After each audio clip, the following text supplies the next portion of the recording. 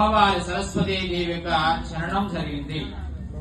అజ్ఞానం అనే చీకటిని తొలగించి జ్ఞానం అనే వెలుగుని కలిగించేదే సరస్వతీదేవి. అలాగే దరిద్రమును తొలగించి ఐశ్వర్యాన్ని కలిగించేదే సరస్వతీదేవి. సర్వ విద్యలకు మూల అధిష్టాన దేవత సరస్వతీదేవి. ఈ సరస్వతీదేవిని పూజించిన పిల్లలకు గాని పెద్దలకు గాని విద్యతో పాటు జ్ఞానంతో పాటు మేధస్సు కలుగుతుంది.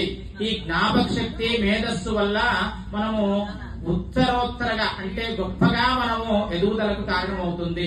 అలాగా సరస్వతి కరుణా కటాక్షములు ప్రతి ఒక్కరికి కూడా ఉండాలి. ఈ రోజున సరస్వతీదేవి ప్రతిరూపమైనటువంటి ఈ యొక్క విద్య పుస్తకములు పూజ అనేది జరుగుతా ఉంది. ఈ కలములు అలాగే పెన్సిళ్లు గాని షార్ప్నర్లు గాని ఈ యొక్క పుస్తకాలన్నిటి కూడా శ్రీకారముతోనే అమ్మవారి శ్రీ స్వరూపం. శ్రీ అంటే లక్ష్మీ స్వరూపమైనటువంటి సరస్వతి. అలాగే శ్రీతోని ఓంతోని మనము పూజ ప్రారంభించి అమ్మవారి యొక్క సరస్వతి నామంతోనే ఈ యొక్క పుస్తకాలను రాసి పిల్లలతో రాయించడము కూడా అక్షరాభ్యాసం కూడా అమ్మవారి యొక్క పూజ కూడా చేస్తాం. అలాగా పిల్లలకి మంచి భవిష్యత్తు, మంచి విద్య, మంచి జ్ఞానము, మంచి మేధస్సు కలగాలి, వారు ఉన్నత స్థాయికి రావాలని చెప్పి సరస్వతి దేవిని పూజిస్తాం. అందుకనే సరస్వతి దేవిని ఏమంటారు?